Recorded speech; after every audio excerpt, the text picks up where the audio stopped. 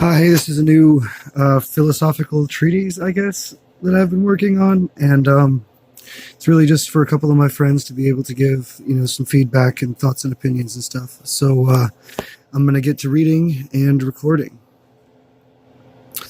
Uh, it's called "The Roads We Walk."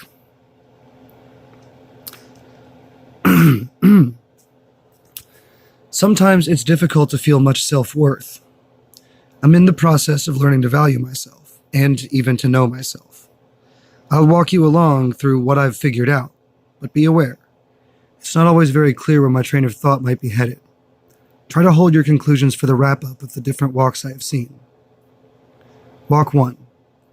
Life is an endless trudge from one trauma to the next, only briefly punctuated by moments of joy. Quote, yours truly. This is based on an old Buddhist teaching my dad passed down to me. The teaching goes on later to say that this suffering is a point of contrast so that we may truly experience joy. It's always been sort of soothing for me, but I don't really know much of what else I can say about it. This walk has always confused me to some degree. I was under the impression that as I suffered one trauma after the next, I would also learn to love and grow, and that it would show me true joy at some point. If only I could overcome the dark.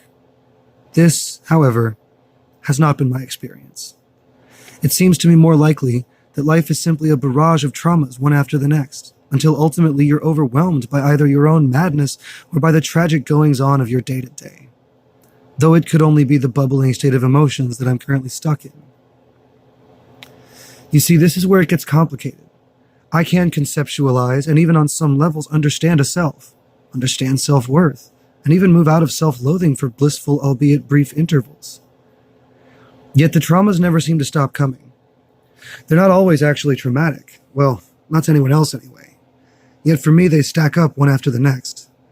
My brain, you have to now understand, is hardwired to misfire and far too often backfires altogether. I was born with some part of it, and some part was coded into me. A hard life has made me a delicate shell. My hide is tough, and I can pretend with the best. But on a real and true level, I am very weak. I am insecure and guilty. So very guilty. All the lives I've been told I've ruined, whether true or not, bear a sickening weight on my soul every day. Life is an endless trudge from one trauma to the next, only briefly punctuated by moments of joy. This is my first walk. It stands firm as the very first lesson I have really learned about life.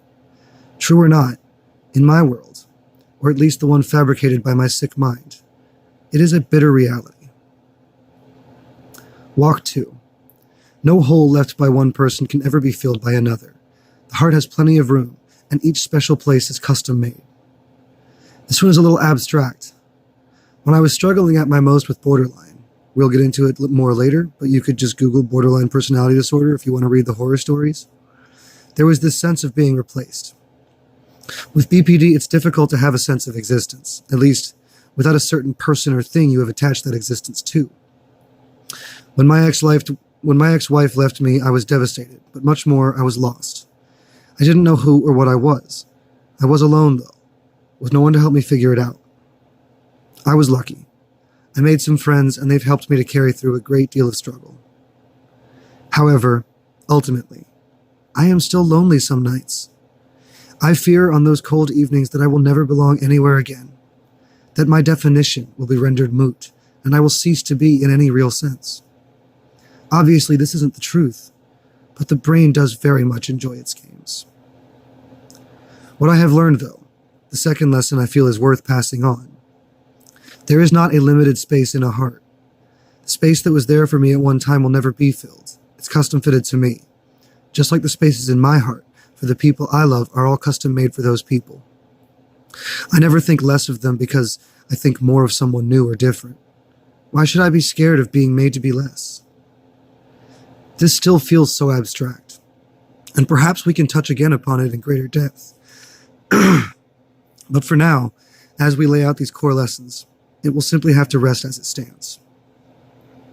No hole left by one person can ever be filled by another. The heart has plenty of room, and each special place is custom made. This is the second path I try to tread, often without success. The heart of it, however, is to remind myself that I exist regardless of my status with my obsessions. or the object of my compulsions. It is not always easy to remember, and it is far from easy to feel. It is, however, a wisdom I have found I needed. Walk 3. Pain is how we learn. Invite it into your life. Take chances and make mistakes, because in that heartbreak, you will change. It is no simple task to invite danger into your life, even less to open your arms and embrace tragedy and hardship. However, it is through these things, I feel, that we can learn the most. Without pain, there can be no growth, and even less change. The brain requires a catalyst. It has to be backed into a corner with its very life on the line. It is in these moments that we find what little strength we have and try to muster on. I have not moved forward, not, at least, as much as I had hoped. I learned tonight that a part of me still lingers on my demons. A part of me still needs to hurt and to change. I am not pleased, but all at once I am excited. I will hurt, and I will be lonely and miserable. However, I will survive, and the fates will shower me with some new token for my journey, some new little piece of myself. This is something I sorely need, and something I cannot guarantee.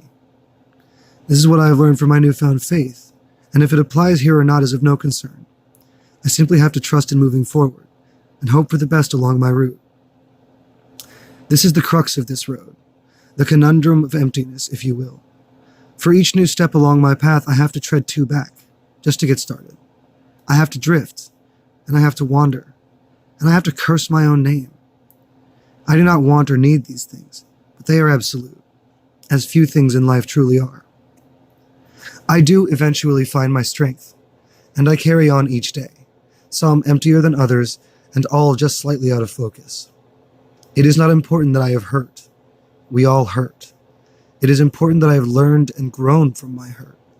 And though I cannot be sure that I have, I can press forward and continue to try. Pain is how we learn. Invite it into your life. Take chances and make mistakes, because in that heartbreak you will change. This is the 3rd road I have walked. It has been cruel and harsh and ever a fickle mistress. Yet it has given me more than possibly any other path I have traveled.